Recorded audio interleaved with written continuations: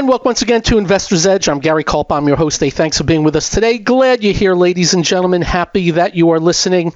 It's the 23rd, 2026, March, Monday. Hope you had a good weekend. Oh, we have lots to cover. And you're going to be very surprised about my reaction to something once we get going. But first, this is serious talk about everything that affect you. The markets, the economy, your job, your industry. War, tariffs, lies up the wazoo. And whatever else. And if you do not get this radio show in your city, we'll post it at GaryK.com. Also on our X feed. If you don't follow us on X, you should. Also post it on the BizTV YouTube channel. If you'd like to email me, just be nice. No, really, just be nice. So, first off, my weekend. Took the train to South Florida and back. My wife was already down there. My father-in-law passed away at 92. So in the last 18 months, my mom at 91, my father at 93, my father-in-law, who lived with us for more than a decade, at 92, went very downhill. Yeah, I guess you hit a wall somewhere and just boom. The last 4 months just straight downhill. At the end, couldn't eat. It was that. And all doing well. I have to tell you, I can never get over a military funeral when they come and play taps. Boy, that really gets you. That really gets you. Anyway, took the Bright Line, and I'm a big train lover, especially in Europe and Japan. Haven't taken it here, but I took it here. It's this new thing that's been going on for a year or so. I thought it was fantastic. Going there, we were delayed about an hour because trains come the other way. You got to wait. On the way back, no problem. I paid a little extra for premium, and it was really good. Really enjoyed it. I'll probably do it again. Typically, I'll drive there, but my wife is down there with the car already, and that was that. So, Friday. Now, you're going to be surprised by a couple of things I say. The president put out that by Monday at 7:30 p.m., that if they don't open the Straits of Hormuz without threats, we are going to knock out all their electricity plants and power plants.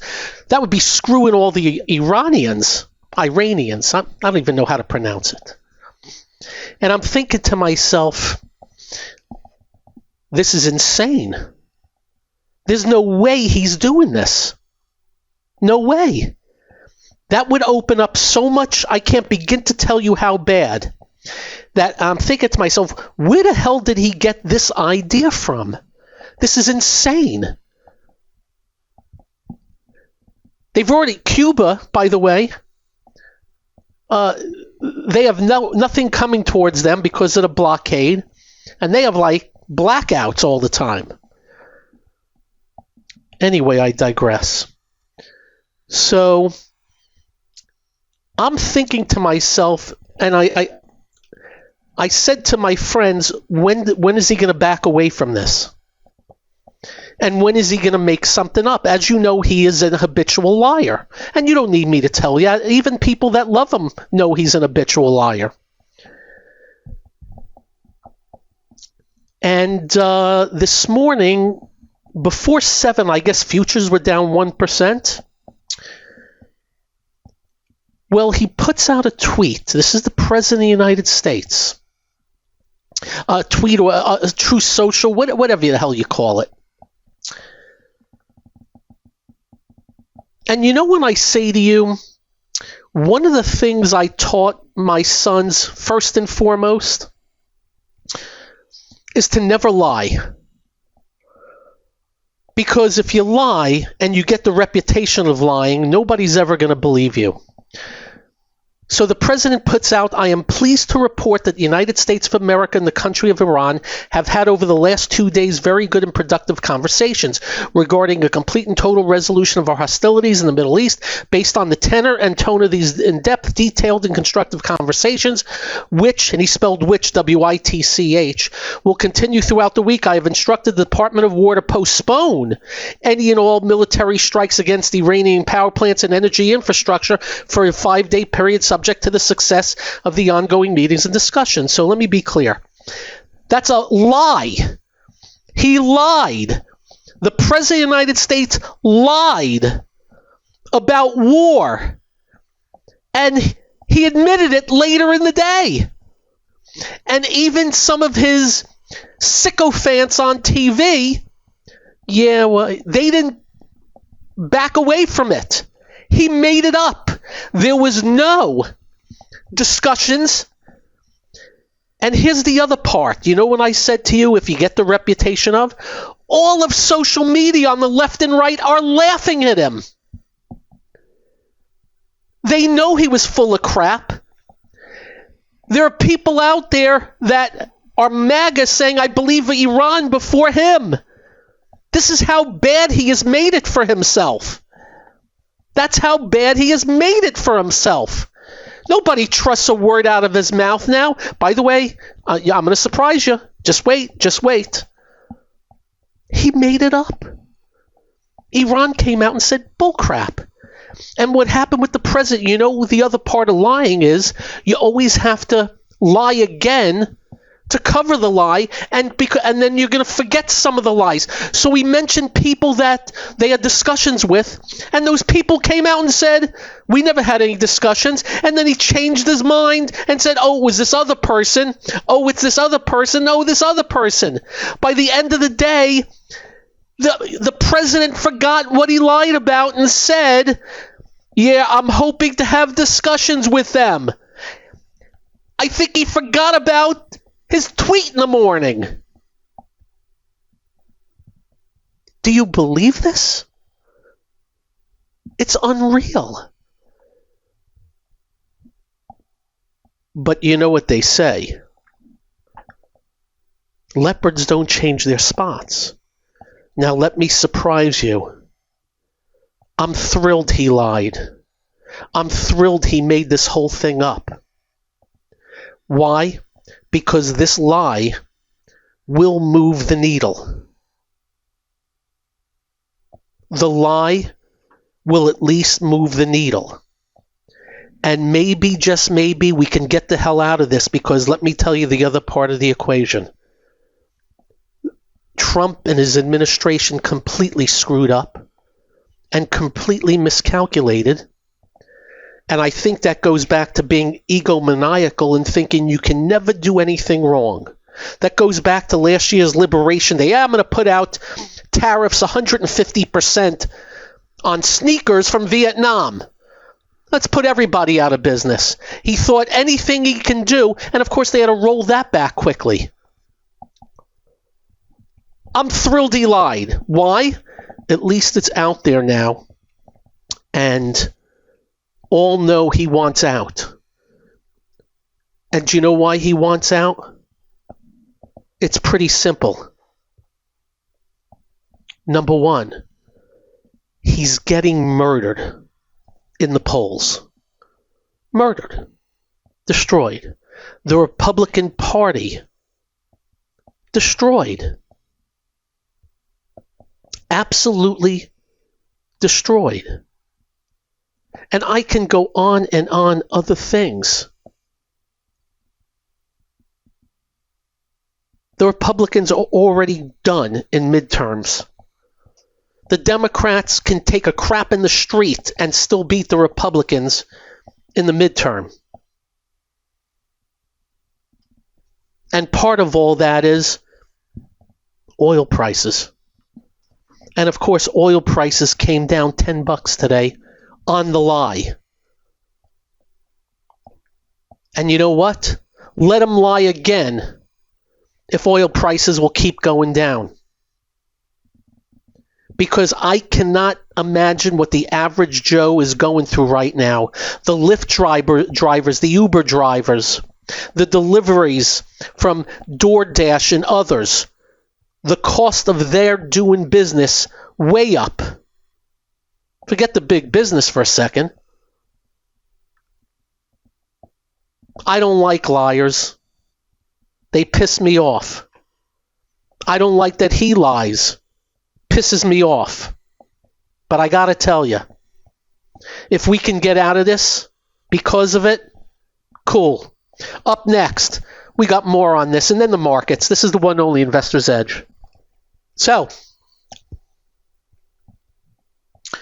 let's discuss a couple of things on why he lied.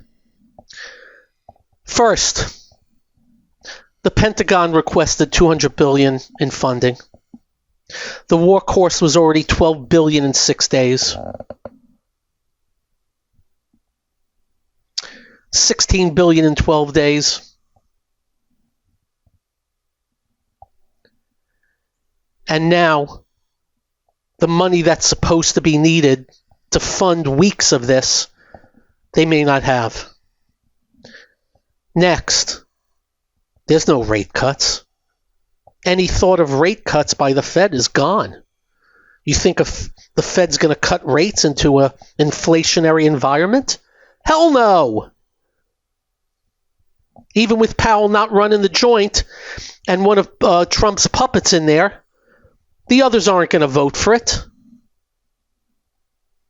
Third, our allies gave him the middle finger. 22 countries signed up to coordinate on the Straits of Hormuz. None committed any warships.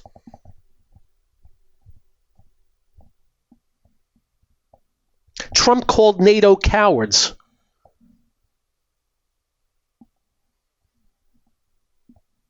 Fourth, Taiwan Semiconductor. They import 97% of its energy. Its liquid natural gas reserves cover only 11 days. Qatar supplies a third of the global helium, which Taiwan Semiconductor needs for chip fabrication. The helium is bottled behind a closed strait. Every NVIDIA GPU, every Apple chip, every AI cluster depends on a fab. And guess what? Guess what? Fifth, the IEA chief told Australia this morning that 40 energy assets across 9 countries is severely damaged. Global oil supply has fallen below 11 million barrels per day. It's worse than the 1970 shock, and no country would be immune. And the last one, of course, as I stated, the midterms. Gas prices are up $1 a gallon. 66% of Americans are calling this a war of choice and blame the president. 60% disapprove. 57% said it's going badly.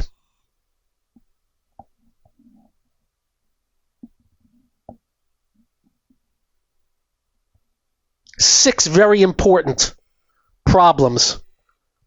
One social media post made up out of thin air. Good.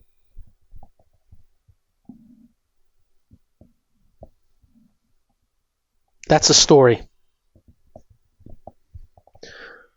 But there's something else I have to bring up that really pisses me off, but it's an act of utter stupidity. You see, all the corruption and all the self-dealing by the people in this administration, well, when you have the committees in the House and Senate, you never have to worry. When you have the Department of Justice, you don't have to worry. They'll just not say a word about your sleaze. Somebody an hour before the announcement from the president bought a crap load of futures on the S&P and sold short a crap load of oil and made millions of dollars. There will be no investigation by the Trump administration, which is the Department of Justice. There's one and the same. Whoever did that, they are up you-know-what's creek without a paddle when the Democrats get the House and Senate. People are going to get subpoenaed up the wazoo. Idiots. They're going to go to jail. I don't know who it was, but it was a classic insider trading move to the tune of millions. This is not the first time it's happened. It has happened quite a few times under the Trump administration. This one was about as over the top can be, and it just, people are stupid. 6:50 a.m., $1.5 billion in notional value worth of the S&P futures contracts were bought. 14 minutes later, the president sent his social media. The position gained 60 million in minutes. Unbelievable how stupid people are. Unbelievable. Others are saying $500 million was made. Whatever. Millions were made.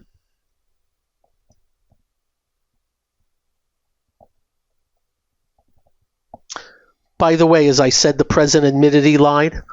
He was out saying he hopes to meet with Iran soon and settle this and plans to give them a call. He forgot about his social media tweet. It's unreal.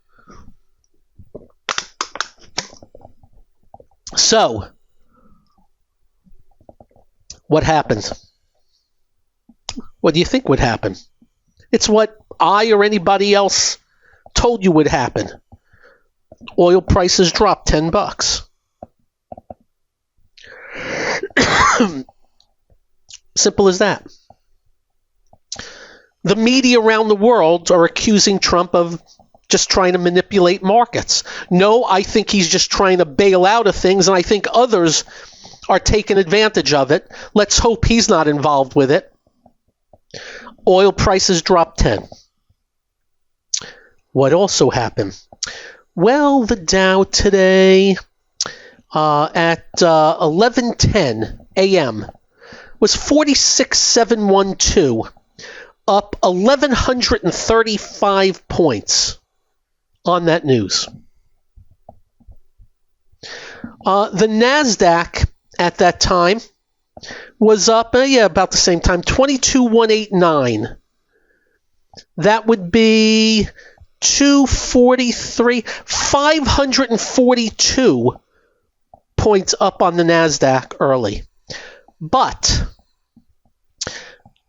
we only finished up 631, which is still good, but distributed. And what do we mean by that?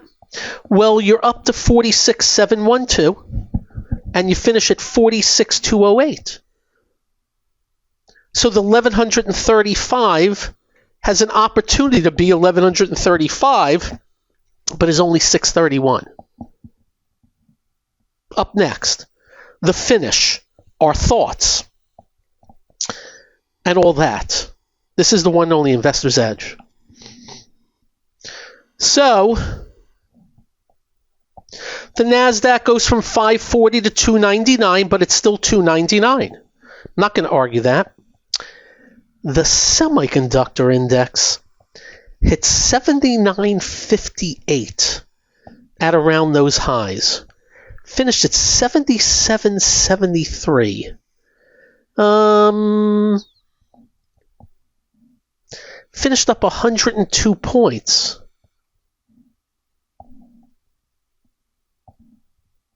But it was up 287 at one time, am I right? 79.58 is another 185. Yeah, 287. So they distributed the all-important semiconductors also. Now, do I find anything sticking out? Do I find any sore thumbs in those numbers? Well, I do. Number one, the Philadelphia Semiconductor Index, the 50-day moving average, and mind you, it has been living under the 50-day moving average for the most part the last 2.5 weeks. The 50-day moving average is 79.61. What I say it hit this morning? 79.58. So the semiconductor index could not get above the 50-day moving average today on a very strong day where it had the capability of doing it. Maybe tomorrow. But as of today, no. The Dow hit today 46,712. Closed at 46,208. The 200-day moving average is 46,581. So it got a little bit above, finished decently below. The longer-term bearish 200-day moving average, it needs to get back above. The S&P 500, same thing. Got a little bit above the 200 moving average today, fell and finished below it. We'll make our point in a second. The NASDAQ, the 200-day didn't hit it. It's 22,261. Got to 22,189. But finished a few hundred points below. And the NASDAQ 100 finished below it also by about 200 points. Got a little bit above it. Now, what's important? Listen carefully. This is vital. Nothing good can happen. Nothing good could happen if price is below the 200-day moving average. You got that? If price of the Dow, S&P, NASDAQ, and NASDAQ 100 stays below, and it's just below by a couple hundred here and there, nothing good can possibly happen. If you get back above the 200-day, it doesn't mean good's going to happen. You still would be in between the all-important 50 and 200, but at least you'd get back into some sort of range. The next part of this 200-day moving average, and we're talking physicality, the markets here, not somebody's opinion, only bad happens below the 200-day moving average. With a proviso. You can go below the 200-day moving average and just hover around. Fine and dandy. You're not doing any favors for anybody. You're not making anybody any money. You're certainly not in an uptrend. You're still in a bearish type pattern, but you're not hurting anybody anymore. It's sitting. The normality of being below the 200-day moving average is you're heading lower. Notwithstanding a president's lies. So it is imperative those four big indices at least get back above. At least get back above. That's all I'm saying. At least get back above. Because nothing good happens below the 200-day moving average.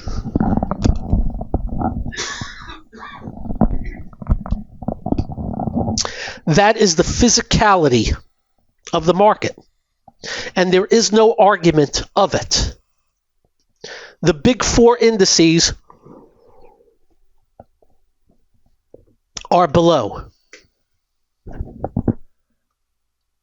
The transports are not. But they've been hit pretty damn hard. And they didn't finish well either today. They were up 236 points. They were up 600 at one time. They hit 18,451. 15 and 51 is 66. 366. It was up 602 points.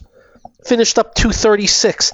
The transports got distributed also. The small and mid caps did not break the 200-day. In fact, bounced off of it today. But I don't give that any great shakes because they have been underperforming the bigs for a long time, with a couple of times better. So, muy importante that these big indices get back above. We're not predicting whether they are or not. We're letting you know today, on a big lie day, they got distributed from the highs. Maybe tomorrow is a better day. Good day for advanced declines. The new yearly high list, there are hardly any. The amount of stocks in shape, I got news for you. I scanned 1,500 names. Not many. At all. Not many. But we'll take what we can get. And tomorrow's another day. My expectations, the president's going to do save face. That's all. Take the win, get the hell out. Get the Straits of Hormuz open, and that's it. Don't worry about what people say. Just move on. It was not exciting that the Iranian heads were just making fun of him all day. They was calling him Taco.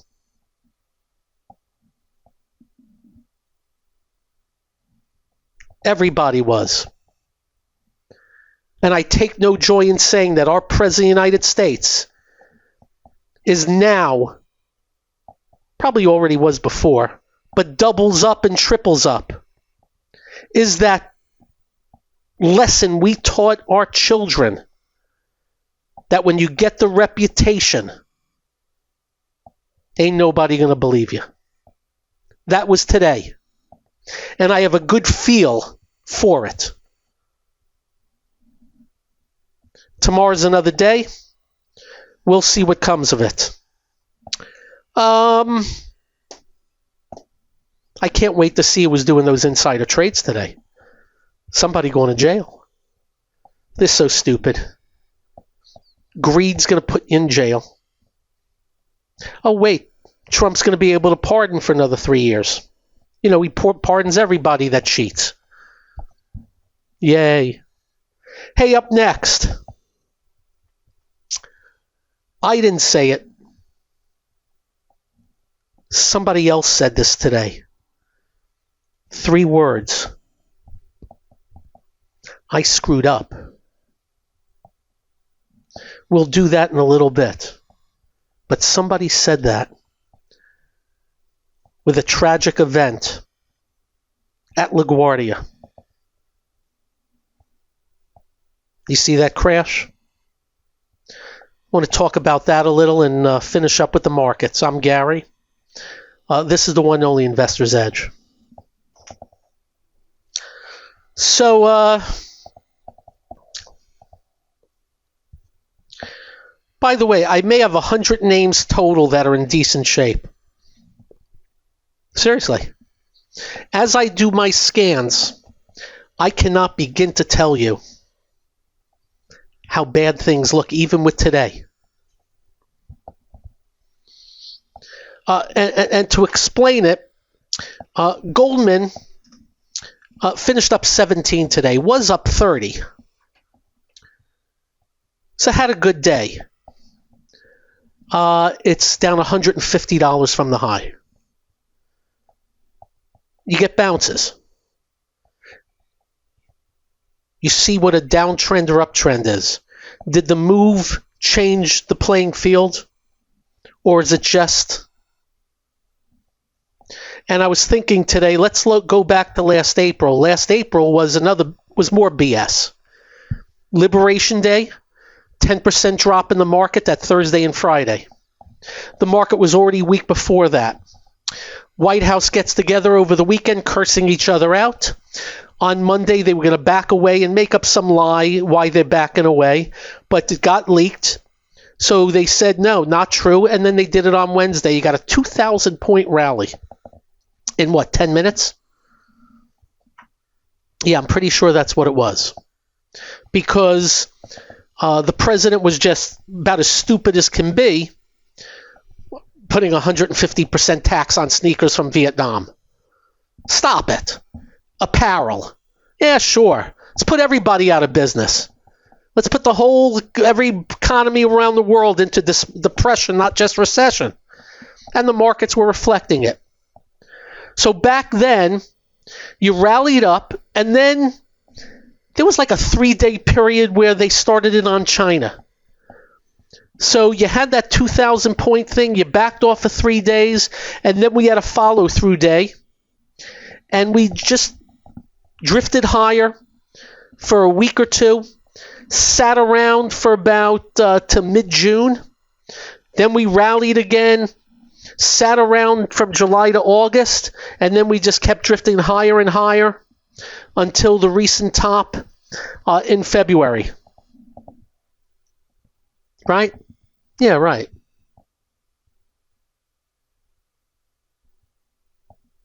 The S&P hit 6920 in October, got as high at 7,002.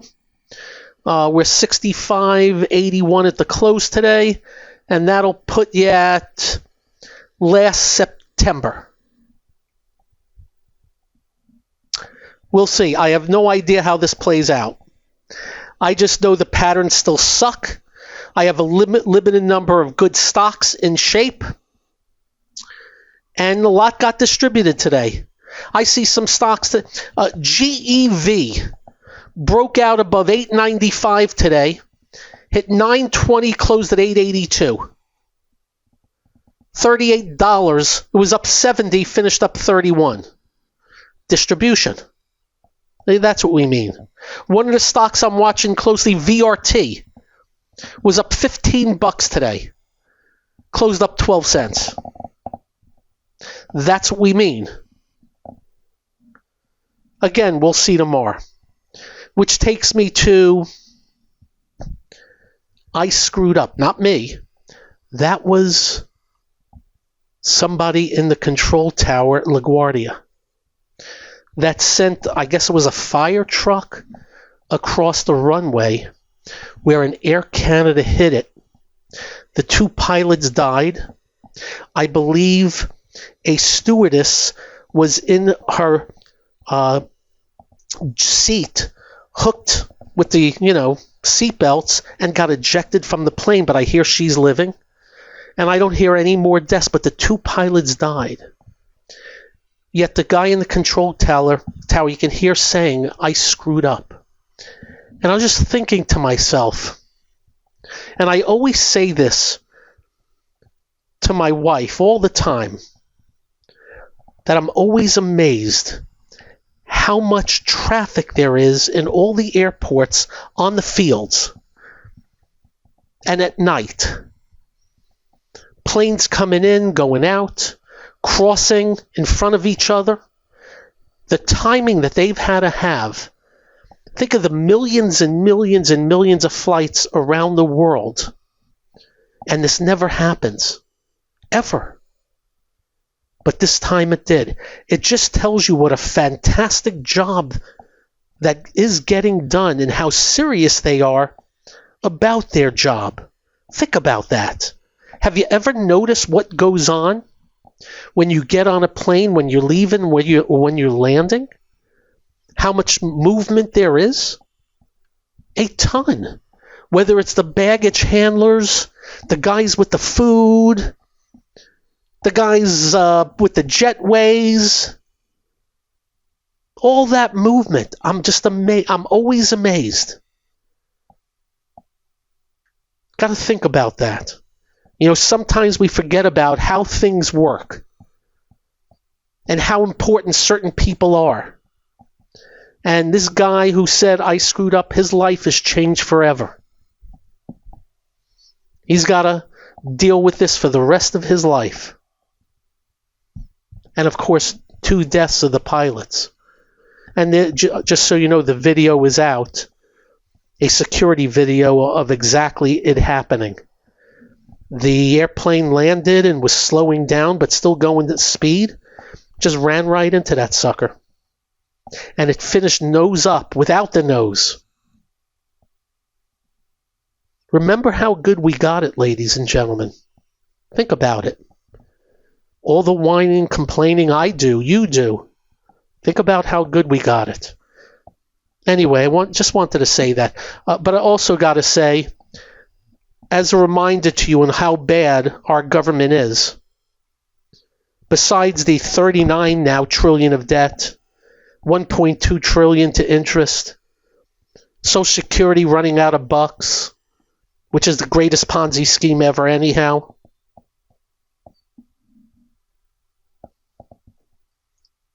Do you see what's happening at the airports? And one side blames the other, and we're the frickin' victims. Somehow we got to get an independent party. All right, you all have a great evening. Drive carefully when you get home. Do like we do, quite simple. Make sure you hug your family and hug your children. They will feel better. You'll feel better, I promise. Stay well, be well. Have a great one, everybody. Good night.